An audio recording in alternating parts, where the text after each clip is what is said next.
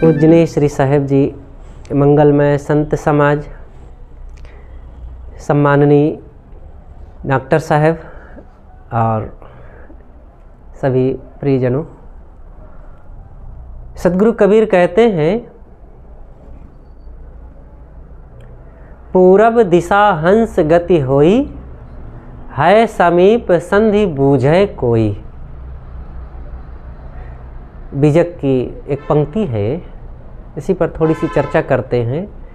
साहब कहते हैं, पूरब दिशा हंस गति होई। पूरब की तरफ हंस गति होगी। यहाँ लाक्षणिक अर्थ है, ऐसे समझने में तो कुछ नहीं होता। पूरब का मतलब क्या? पूरब की तरफ हंस गति होगी, और हंस गति पूरब की तरफ कैसे होगी? फिर पश्चिम क्यों नहीं होगी? पूरब एक लाक्षणिक शब्द है सूर्य के लिए। सूर्योदय सदैव पूर्व की तरफ होता है। अब पूरब मान लिया गया है। ये दिशाओं का निर्धारण भी तो हमने ही तो किया है। संसार के एक मत ये हो गया है कि जिधर सूरज निकले उसे पूरब कहा जाए। अगर दूसरा मत होता कि नहीं, जिधर सूरज निकलेगा उसे पश्चिम कहा जाएगा, तो वही पश्चिम कहलाता। कोई विरोध थोड़े प्रकृति करती। लेकिन सर्वमत से ये बात स्वीकार ली गई है कि जिधर सूर्य निकले उसे पूरब कहते हैं।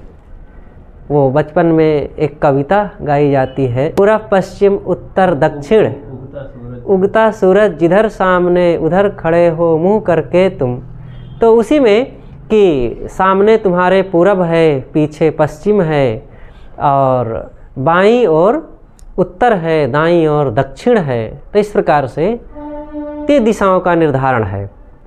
तो यहाँ साहब कहते हैं, पूरब दिशा हंस गति होई। पूरब मतलब जिधर सूरज निकलता है। तो सूरज से भी कोई मतलब नहीं है हमारे सुख दुख का। सूरज प्रकाश स्वरूप है, और प्रकाश ज्ञान का प्रतीक है, और ज्ञान हमारा स्वरूप है। ज्ञान स्वरूप जीव का अपना स्वरूप ही है। तो यहाँ पर साहेब घूम करके दूर से शब्दों को पकड़ रहे हैं। समझने वाले समझे। साहेब काशीवासी थे, वहाँ ब्राह्मणों की, पंडितों की, विद्वानों की नगरी है वो। तो वो अपनी संस्कृत भाषा में गूढ़ बातें कह करके लोगों को आश्चर्यचकित करते थे। कबीर साहब कहते, आओ मेरी भाषा को पढ़ो, समझो, तुम बड़े विद्वान हो काशी के। तो कहते हैं, पूरब दिशा हंस गति होई, है समीप संधि बूझे कोई। पूरब दिशा में हंस गति होगी। तो पूरब का मतलब जिधर सूरज उगता है। सूरज का मतलब प्रकाश स्वरूप, प्रकाश का मतलब ज्ञान स्वरूप, और ज्ञान स्वरूप का मतलब जीव। जीव की दिशा में चलोगे, जीव का जो लक्षण है, जीव की जो दशा है, उस तरफ जब काम करोगे तब क्या होगा? हंस गति होई। हंस, अब यहाँ पर एक दूसरी पहेली बुझा देते हैं साहब। हंस गति का मतलब होता है कि सारग्राही। हंस के लिए कहा जाता है कि हंस मानसरोवर का वासी होता है। मानसरोवर आज चाइना में पड़ता है, बॉर्डर है भारत और नेपाल और चाइना का। तो आज जाते हैं, बड़ा सरल है। हमारे कुछ प्रेमी भक्त लोग गए थे अभी कुछ बरस पहले गुजरात के, तो बता रहे थे कि हेलीकॉप्टर से वहाँ जाया जाता है, आज सरल हो गया है। फिर आगे बढ़ कर के कुछ जानवरों के सहारे उस पर बैठकर, घोड़ा या गधे पर, तब जाते हैं, फिर वहाँ पहुँचते हैं। और मानसरोवर एक बहुत बड़ी झील, पहाड़ों पर बहुत ऊंचे पर एक बहुत बड़ी झील है, साफ स्वच्छ। वहाँ पहुँचने लगे हैं, खूब चारों तरफ से पर्यटक लोग जाते हैं। और जहाँ मनुष्य पहुँचता है वहाँ गंदगी बिखेरता है। मनुष्य की उपस्थिति ही गंदगी है। जहाँ मनुष्य पहुँचा वो गंदगी करता है। जंगलों में देखो जानवर तो रहते हैं, मनुष्य जितना आबादी में है उससे ज़्यादा जंगलों में जानवर है। लेकिन जंगल में जाइए, देखिए कहीं गंदगी दिखेगी? वहाँ हाथी रहते हैं, बाघ, भालू, शेर, चीता और भैंसे आदि रहते हैं, और अनेक छोटे बड़े जानवर। ना उनकी कोई गंदगी है और वो मरते भी हैं, उनको कोई दफनाने वाला भी वहाँ नहीं है। लेकिन कहीं नहीं देखे होंगे कि वहाँ इतनी लाश वहाँ पड़ी है, इतनी लाश वहाँ पड़ी है, वहाँ सड़न हो रही है, वहाँ बदबू आ रही, पता नहीं कहाँ सब समाहित हो जाते हैं। कहीं जंगलों में ऐसी कोई प्रदूषण की बात नहीं है। लेकिन मनुष्य जहाँ बस गया, 4 घर बस गए तो आसपास गंदगी फैलना शुरू, तो वहाँ भी गंदगी शुरू हो गई है। तो सरकार काफ़ी परेशान हो रही है कि भाई इतना साफ स्वच्छ यहाँ निराली जगह, और यहाँ मनुष्यों की भीड़ आने लगी और गंदगी आने लगी। वहाँ सैलानी लोग जाते हैं और कहीं ये खाए वो खाए, सारा कचरा छोड़ के चले आते हैं। तो मानसरोवर में हंस रहता है। हंस के लिए कहा जाता है कि वो मोती चुगता है। हंस और बगुला का 2 उदाहरण दिया जाता है। अगर सरोवर में हंस बगुले दोनों हों तो पहचानना मुश्किल हो जाता है कि कौन हंस है और कौन बगुला है। कबीर साहब ने कहा है, हंस बगु देखा एक रंग, चरे हरियरे ताल, हंस छीरते जानिए बगु ही धरेंगे काल। अगर पहचानना हो तो देख लो कि हंस छीरते जानिए, हंस तो निर्छीर विवेकी होगा, वो मोती चुगेगा, और बगुला तो काल बन करके मछली खाएगा। तो आप पहचान जाएंगे कि ये हंस है और ये बगुला है। तो हंस के लिए कहा जाता है दूसरा उदाहरण कि नीर क्षीर विवेकी, मतलब दूध और पानी मिला दो तो वो दूध को ले लेता, पानी को छोड़ देता है। अब हो सकता है कि हंस की चोंच में तीव्र खटास हो, तो खटास के कारण जैसी चोंच डालता हो दूध में तो दूध फट जाए और छेना खा ले, पानी छोड़ दे। ऐसा हो भी सकता है, होता भी हो, हम कह नहीं सकते। लेकिन जिसके लिए उदाहरण है वो तो सच है। हम मनुष्यों के लिए उदाहरण कहा जाता है कि हंसवत सारग्राही बनो। जैसे हंस पानी को छोड़ के दूध ले लेता है, वैसे हम लोग भी सारग्राही बने। संसार में दूध पानी है, अच्छाई और बुराई है, सही और गलत है, खाद्य अखाद्य है, दुष्ट और सज्जन है, संग कुसंग है, जड़ चेतन है। तो इनमें से हम सारग्राही बन करके अच्छी चीज़ों को ले लें, गलत चीज़ों को छोड़ें। लेकिन आदमी कहाँ कर पाता है, जबकि आदमी से आशा की जा सकती कि आदमी ही अच्छी चीज़ों को ग्रहण कर सकता है। पशु में थोड़े है ये निर्णय करने की क्षमता। पशु एक प्रकृति के नियम में बंधे हैं और स्वाभाविक वो सही करते हैं। पशु जो करता है वो सही ही करता है, क्योंकि वो प्रकृति के नियम में है। वो अनावश्यक अपने से सोच करके इस प्रकृति के साथ या अपनी मर्यादा को लांघ करके वो विपरीत नहीं करता। एक गाय है, गाय को आप मछली दे दीजिए और घास दे दीजिए, मछली को नहीं छुएगी, घास खा लेगी। मछली का धुला हुआ पानी उसके पात्र में डाल दो, वो भूखे रह जाएगी लेकिन नहीं पिएगी। उसको डंडे मार करके, दंड दे करके भी पिलाओ, नहीं पिएगी। इतना वो अपने नियम में कट्टर है। लेकिन मनुष्य कैसा गजब हो गया है, मनुष्य सर्वभक्षी बन गया है। कहा जाता है, सच है कि कौवा को रात में नहीं दिखता और उल्लू को दिन में नहीं दिखता। और ये ऐसा मनुष्य है कि ये कौवा और उल्लू दोनों बन गए हैं, ना इसे रात में दिखता ना दिन में दिखता है। पता ही नहीं चलता क्या खाना चाहिए क्या नहीं खाना चाहिए, सर्वभक्षी। जबकि प्रकृति द्वारा इसका जो शारीरिक संरचना है यह पूर्ण शाकाहारी, इसके शरीर की बनावट पूर्ण शाकाहार की है। देखिए, शाकाहार मांसाहार ये 2 अलग अलग हैं। दोनों के लिए अलग अलग प्रकार के शरीर की संरचना होती है प्राणियों की। जो मांसाहारी हैं उनकी अलग, शाकाहारियों की अलग। मांसाहारी जैसे कुत्ता, बिल्ली, बाघ, शेर, चीता और भी बहुत से जानवर हैं, ये सब मांसाहारी। तो इनकी जो है नाखून, इनके दांत, इनके आंत और इनकी आँखें, इनके प्रजनन सब अलग अलग हैं। जितने भी मांसाहारी जानवर होंगे उनके बच्चे पैदा होते ही उनकी आँखें बंद होती है। कई दिनों के बाद, यहाँ तक कि कुछ जानवरों की 20 दिन, 25 दिन, 21 दिन के बाद आँखें खुलती है बच्चों की। और जितने शाकाहारी जानवर हैं उनके बच्चे जन्मते ही टकर टकर देखने लगते हैं, 5 मिनट में। मांसाहारी जानवरों के शरीर में पसीना नहीं आता, सभी शाकाहारी जानवरों को पसीना आता है। मांसाहारी जानवर रात में नहीं वो रात में देखते हैं, शाकाहारी रात में नहीं देख पाते, अंधेरे में। तो इस प्रकार से दोनों की बनावट अलग अलग है और उन समस्त लक्षणों को देखने से मनुष्य का पता चलता है कि मनुष्य पूर्ण शाकाहारी है, लेकिन ये मांसाहारी बन गया है। ये प्रकृति के साथ अत्याचार करता है, इसीलिए इसको बड़ी कृत्रिमता की ज़रूरत पड़ती है।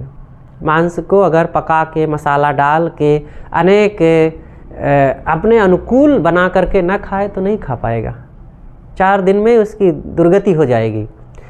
तो ज़रूरत है कि हम विचारवान बने, सारग्राही बने। कहने का मतलब हमारे ये है कि पूरब दिशा हंस गति होई, पूर्व की तरफ ज्ञान के रास्ते में चलोगे तब हंस की दशा को पाओगे। आत्मा का जो स्वरूप है तुम उस दशा में ठहर पाओगे। आत्मा का क्या स्वरूप है? वो अजर अमर अखंड अविनाशी है। याको माय न याको बापा, यह तो स्वतः आप ही आपा। आत्मा का कोई माँ बाप होता है?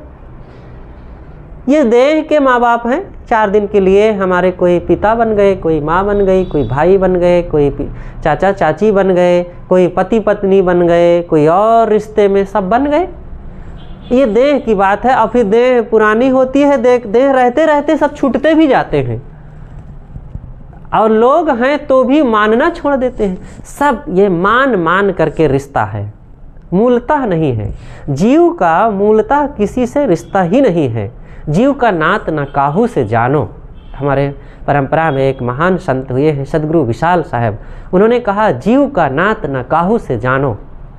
फिर उन्होंने गिनाया है, माता से नाता नहीं, पिता से, भाई से नहीं, गांव से नहीं, देश से नहीं, जाति से नहीं, संप्रदाय से नहीं, मतपंथ से नहीं, और तमाम दूर निकट के लोगों से नहीं, खान पान से नहीं, किसी से रिश्ता नहीं है। जीव का कौन सा रिश्ता है? तो फिर किसी ने पूछा कि क्या साहब किसी से रिश्ता ही नहीं? कहे हाँ रिश्ता है। तो किससे रिश्ता है? कहे दुख छूटन से नाता तिहरो और न नात तिहारो। जिससे दुख छूटे उसी से रिश्ता है, बस, और किसी से रिश्ता। तो देखो ना, ये सब लोग तो वही कर रहे हैं। लोग जुड़ जाते हैं, मित्र जुड़े, पति पत्नी जुड़े, और पिता पुत्र जुड़े, माँ बेटे जुड़े, तो जुड़े, लेकिन अब जिधर जिनसे लगने लगा कि इनसे मुझे अब दुख मिलेगा, इनसे मुझे सम्मान नहीं मिलेगा, इनसे मुझे अब सुख नहीं मिलेगा, तो उनसे छूटते भी जाते हैं और फिर नए तलाशने लगते हैं कि यहाँ शायद सुख मिल जाए। तो नए फिर रिश्ते जुड़ते हैं और फिर वहाँ भी पता चलने लगा कि यहाँ से भी अब सुख नहीं मिलेगा, यहाँ से भी अब मुझे शांति नहीं मिलेगी, तो वहाँ से भी छूटता जाता है। ये जीव निरंतर ये काम कर रहा है, सुख की तलाश में सदा लगा रहता है, तो सदैव सुख की खोज में है, तो किसी से नाता नहीं है। देखो सोचिए, आज हम लोग यहाँ हैं, इतने लोग हैं जितने बैठे, इस शरीर के पहले कहाँ था कौन? किस गांव में, किस नगर में, किस माँ बाप के बच्चे रहे और किस संप्रदाय में रहे, किस जाति में रहे, किस खानी में रहे, कुछ हो तो पता नहीं। इतने लोग बैठे हैं, हो सकता है इसमें से कोई चाइनीज हो, कोई जापानी हो, कोई फ्रांसीसी हो, कोई अमेरिकन हो, और कोई उत्तर प्रदेश का, कोई मध्य प्रदेश का हो, कोई ब्राह्मण होगा, कोई शूद्र कहलाता होगा। आज सब यहाँ हो गए, तो जीव सब एक हैं और इसीलिए जहाँ जो हैं सबके साथ उचित मर्यादा के अनुसार और व्यवहार को ध्यान में रखते हुए उचित प्रेम करना चाहिए। ना किसी से बैर करो और ना किसी से मोह करो। जिससे मोह करते हैं 4 दिन में वहाँ से भी ठोकर मिल जाती है, और जिससे बैर करते हैं वही कई बार सहयोगी बन जाते हैं। नहीं जग में कोई बैरी न प्रेमी खास कर मेरा, रखे हम ध्येय निशिवासर जगत कूटे तो कूटन दो, हमें हो स्थिति प्यारी जगत रूठे तो रूठन दो। तो सब लोगों को अपने उद्देश्य को पूर्ण करना चाहिए। वैसे सब उद्देश्य पूरा कर रहे हैं, लेकिन कौन सा उद्देश्य? भौतिक उद्देश्य, स्वार्थ का, दैहिक उद्देश्य में लगे हैं। और ये दैहिक उद्देश्य में बड़ा पाप होता है, बड़ा लोभ जग जाता है, मोह जग जाता है, क्रोध वासनाएं बढ़ जाती हैं। इसलिए इस दैहिक उद्देश्य के पीछे हम अनैतिक ना बने, सदैव नैतिक बन करके नीति का, नियम का, सदाचार का, मर्यादाओं का सहारा लेकर के काम करना चाहिए। नहीं तो यहीं पर बड़ी भूल हो जाती है। दैहिक स्वार्थ में पढ़ करके यहाँ तक कि देखो, जिधर मोह हो गया अब वहीं पर उससे चिपकने लग गए, जायज़ नाजायज़ उसको संपन्न बनाने के लिए, और दूसरे का हक मारने लगते हैं, दूसरे का गला घोटने लग जाते हैं। और अब इसमें कई बार अपनों की मर्यादा नहीं पालन की जाती है। भाई भाई, पति पत्नी, पिता पुत्र, यहाँ तक लोग एक दूसरे को ऐसे निकट के रिश्तों में भी विश्वासघात करने लगते हैं। तो ये हमारे मन का पाप है और ये उस आत्मदशा को ना समझना है। इसलिए सद्गुरु कहते हैं, पूरब दिशा हंस गति होई। जीव की दशा जो है बहुत निराली है, उसको पहचाने। हम सब लोग अपना अपना असंग, सब अकेले अकेले हैं और अपने अपने कर्मों का सबको फल भोग मिलता है।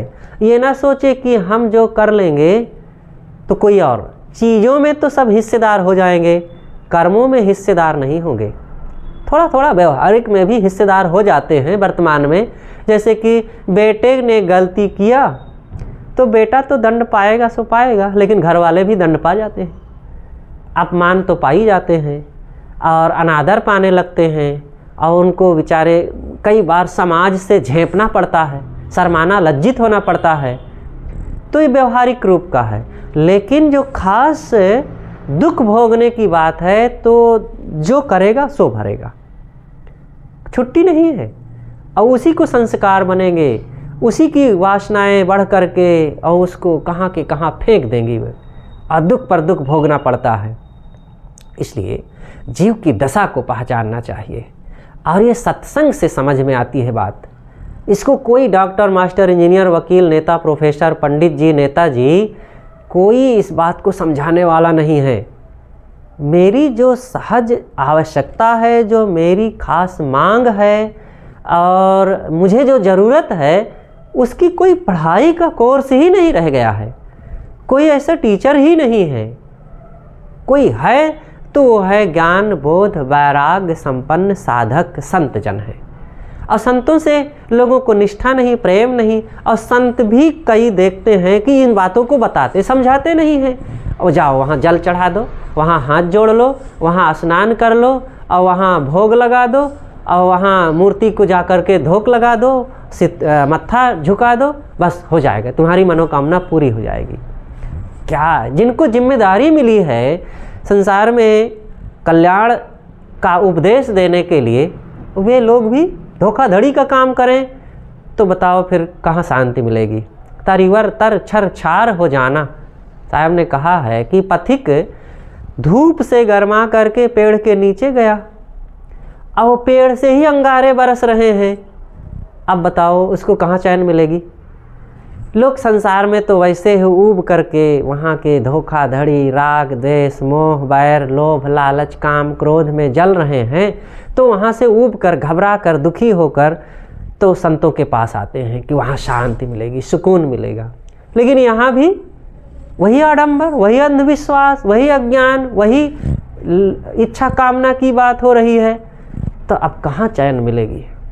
इसलिए संतों की बहुत बड़ी जिम्मेदारी हो जाती है, वे पवित्रता पूर्वक जीवन जिए और लोभ, मोह, क्रोध, काम, वासनाओं को छोड़ करके और उसी का उपदेश करें। 2 लोग, 4 लोग, 10 लोग, जितना सुनने वाले हों, कोई ज़रूरी नहीं है कि बड़ी भीड़ आ जाए तबे वे कहें। जिए और जो लोग हैं उनको बताएं, बताना कर्तव्य है। कोई ना माने ना माने, हमारा कर्तव्य तो पूरा होना ही चाहिए। अगर कर्तव्य पूरा नहीं करते हैं तो गलत है। एक कहानी कहते हैं, गुरुदेव जी हमारे कहते थे और वो करपात्री जी महाराज से गुरुदेव जी ने कहानी को सुना था। सन 1954 के कुंभ मेले में इलाहाबाद में करपात्री जी महाराज एक बहुत कक्षा 3 पढ़े थे वे और धुरंधर प्रवक्ता, पंडित जवाहरलाल नेहरू और उस समय के रघुपत सहाय फिराक गोरखपुरी, इन सब से मुकाबला करने वाले वे थे। और कक्षा 3 पढ़े थे और बड़े तेज विद्वान थे और वो बड़े सादे थे। एक नीचे फाटा पहने रहते थे, लुंगी जैसा एक छोटा सा कपड़ा, और ऊपर खुले बदन। ठंडी के दिन में भी वे बालू के धू बना लेते थे कुंभ मेले में, इतना चौड़ा, और उसी पर एक आसनी बिछा के बैठ जाएं और सामने हजारों लोग बैठे रहें, कुछ नहीं, अब बस उसी पर बोलें, और बोलें तो घंटों घंटों बोलते रहें। तो वही एक कहानी कहते थे, तो गुरुदेव जी उसको हमें सुनाए कई बार, कि एक नाविक था और वो जो है नाव चलाता और नदी में आए हुए यात्रियों को इस पार से उस पार करता था। तो एक बार की बात, नाव चकराने लगी बीच धारा में, तो नाविक ने समझा कि अब पार नहीं हो पाएगी नाव। अब ऐसा सोच करके वो पहले से बांस बल्ली छोड़ करके बैठ गया और चक्रवात आया और नाव चकरा करके उसी में डूब गई। तो सारे यात्री डूब गए और नाविक भी डूब गया। तो यमराज के दूत आए और सबको तो कहे भाई जाओ, तुम्हारे जैसे ऐसे कर्म होंगे वैसे वैसे अपना फल भोग पाओगे। और जो नाविक था उसको पकड़े और कहे कि तुम्हें बहुत बड़ा दंड मिलेगा क्योंकि तुमने नाव को चलाया नहीं। तो नाविक कहता है हुजूर मैं तो चला रहा था, लेकिन देखा कि अब चक्रवात आ गया है, अब डूब जाएगी, जब डूब ही जाएगी तो क्यों चलाऊं। तब यमराज कहते हैं कि भले डूब जाती, लेकिन तेरा कर्तव्य था कि जब तक डूब न जाए तब तक प्रयास करते रहना। तू पहले से काहे को छोड़ दिया बांस बल्ली फेंक करके और बैठ गया चुपचाप कि अब तो डूब ही जाएगी। डूब जाती, लेकिन तेरे को जब तक डूब नहीं गई नाव तब तक प्रयास तो करना चाहिए था। तू पहले से काहे को काम छोड़ दिया अपना, इसलिए तू अब इसका दंड पाएगा। ऐसे ही हम लोगों का भी काम है, काम करें, मेहनत करें, अंतिम समय तक काम करें, जो जहाँ कर्तव्यरत है अपने कर्तव्यों का पालन करें। ऐसे संतों का काम है, धर्मोपदेश करें, सत्य का जीवन में आचरण करें और वही बात बतावे। ये ना देखे कि कौन मानने वाला है। अरे जो देखो हीरा की भीड़ नहीं होती है, टोकरी या गोदाम का गोदाम भरा नहीं होता है, थोड़ा होता है, लेकिन उसका जो व्यापार करता है तो अच्छे लोग आते हैं और लेते देते हैं। हर जगह की बात है, कीमती चीज़ें कम होती ही हैं, जो आसार होती है और साधारण होती वही ज़्यादा होती है। जैसे कि किसान धान गेहूँ पैदा करते हैं तो धान गेहूँ में पैरा भूसा ज़्यादा होता है पैदा कि धान गेहूँ ज़्यादा पैदा होता है? पैरा भूसा ही ज़्यादा पैदा होता है। लेकिन कभी भी किसान नहीं कहता कि पैरा और भूसा ज़्यादा पैदा हुआ है तो ज़्यादा वाले का उपयोग करूँगा, या धान गेहूँ काहे को खाना, और पैरा भूसा थोड़े खाता है। भले कम पैदा हुआ है चावल और गेहूँ, लेकिन उसी को खाता है। ऐसे ही हमारे आपके घरों में लोहा ज़्यादा है और सोना तो कहीं थोड़ा मोड़ा किसी के होगा, लेकिन कीमत किसकी ज़्यादा है? सोने की है। उसी की रक्षा की जाती है, उसी को लाकर में रखा जाता है, उसी की कीमत ज़्यादा मिलती है। कोई थोड़े कहता है ऐसा, यारे थोड़ा सा सोना है क्या इसकी सुरक्षा करना, हटाओ उधर, लोहा हमारे बहुत है, ऐसा कोई नहीं सोचता। लेकिन हाँ, सद्ज्ञान, सदाचार और सत्संगी लोगों के मामले में सबके मन में यही प्रश्न उठ जाता है कि अरे कौन ईमानदारी के रास्ते पर चलता है, कौन धर्म और ज्ञान विचार को जानता मानता समझता है, और दुनिया तो सब अंडा मांसाहार की ओर जा रही है, और कौन आज के ज़माने में ऐसा है, यही ठीक है। ऐसा कह करके लोग अपने जीवन को गड्ढे में ढकेल देते हैं, दुराचार की ओर ढकेल देते हैं। इसलिए गलत का अनुसरण नहीं, सही का अनुसरण। हमारे लिए एक सूरज काफ़ी है, हजारों तारों के पीछे काहे को पड़ना। अरे इन तारों में तो प्रकाश नहीं है, क्या एक सूरज के पीछे चलना है। एक सूरज काफ़ी है हमारे जीवन जीने के लिए, आधार प्रकाश देने के लिए, तो उसी से हम लाभ लेते रहें, तारों की निंदा काहे को कर रहे हैं। ऐसे ही एक गुरु संत हमारे लिए ज्ञान देने के लिए बहुत हैं। कोई बिगड़ भी गया हो साधु नामधारी, तो उसके निंदा के चक्कर में ना पड़ो, ना उसके पास जाओ, ना उसकी बात सुनने की ज़रूरत है, और ना बहुत उसकी सेवा उपासना भक्ति करने की ज़रूरत है। विवेकवान, सदाचार, आचरण निष्ठ संपन्न एक संत काफ़ी है हमारे कल्याण के लिए, हमारे उद्धार के लिए। बस उनकी सेवा उपासना करके और सदपथ पर चल करके अपने जीवन में संयम सदाचार अपना करके आत्मकल्याण करना, ये हमारी सबसे बड़ी ज़रूरत है। हमारा जिससे काम हो वो काम करना चाहिए। तो मैंने सदगुरु कबीर साहब की वो पंक्ति को उठाया कि पूरब दिशा हंस गति होई, है समीप संधि बूझे कोई। मतलब आत्मा के रहनी और उस स्वरूप की उस दशा को जब पहचानेंगे तब कल्याण होगा। और वो दूर नहीं है समीप संधि बूझे कोई, पास में ही है, लेकिन उससे अपनी जो दूरी है उसको कोई बिरला समझ पाएगा।